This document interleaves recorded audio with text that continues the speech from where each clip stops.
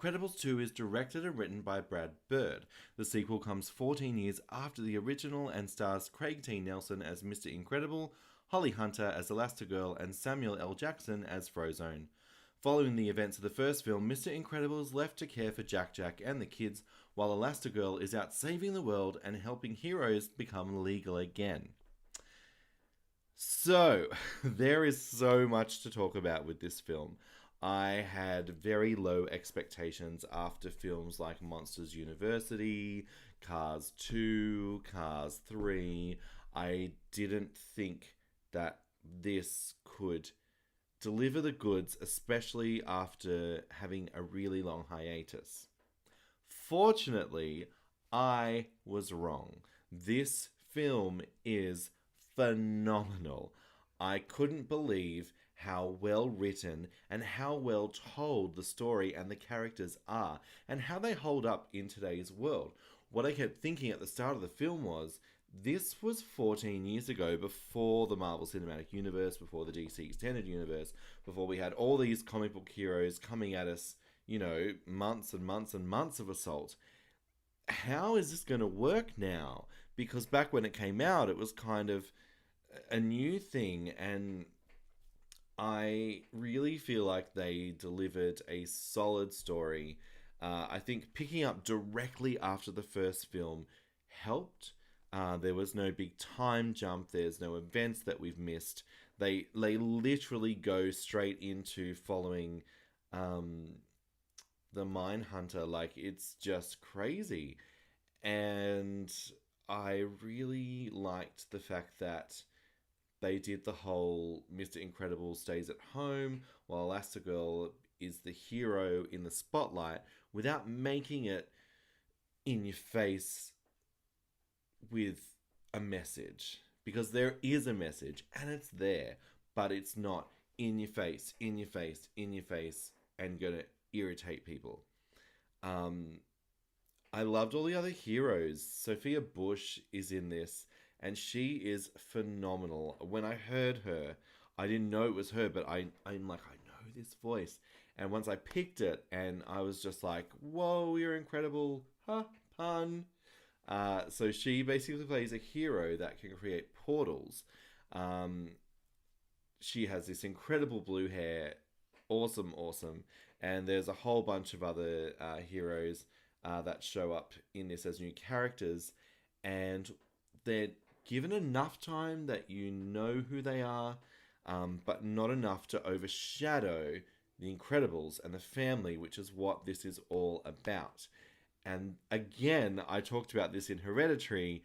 This is all about family, how this family dynamic works, being superheroes and also being human, like living in the human being world. And this is where the humor comes from. The humor never felt forced. It never felt like that you were stopping, waiting for you to laugh.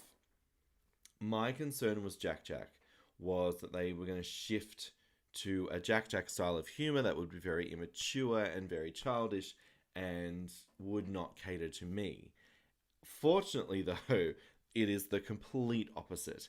While Jack Jack is a focus on the movie, it Jack Jack is hilarious, and the events with him and a raccoon, which I won't spoil, are quite entertaining to watch. And I think this film is definitely not for young children. So if you have younger children, take them to see it so you can see it. But they may not love it like you will love it. The music is the same, and it's just this beautiful score, jazzy, poppy explosion of fun.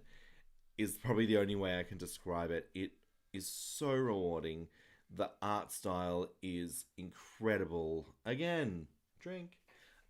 Basically, it's the same as the original film, but you can see the advancements in technology, like the water.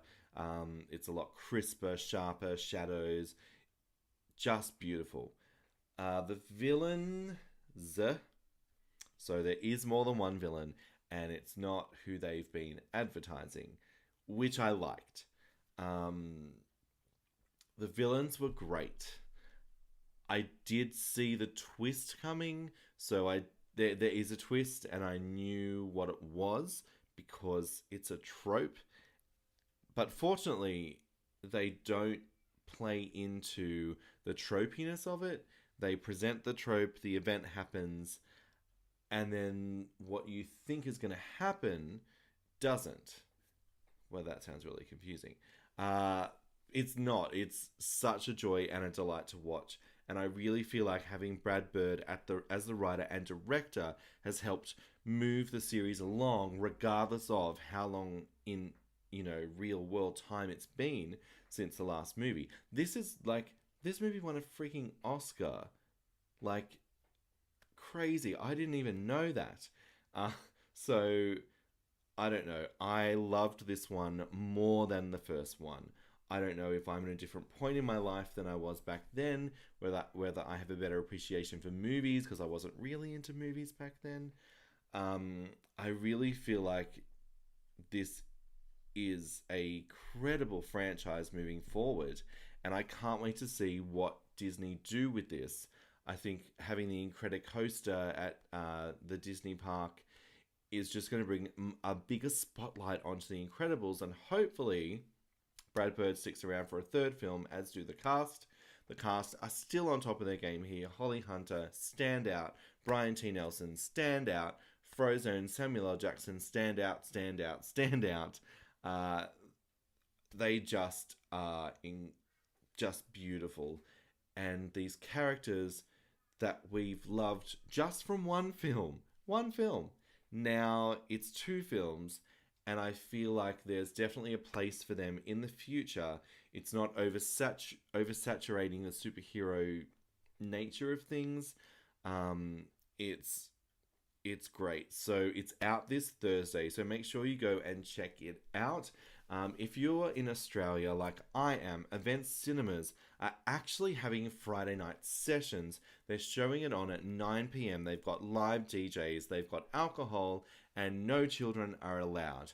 So make sure you check your local Event Cinemas for times and locations because I highly recommend seeing it without children because it really is a love letter to the fans who've grown up with this and are our age now and are excited about seeing these characters back.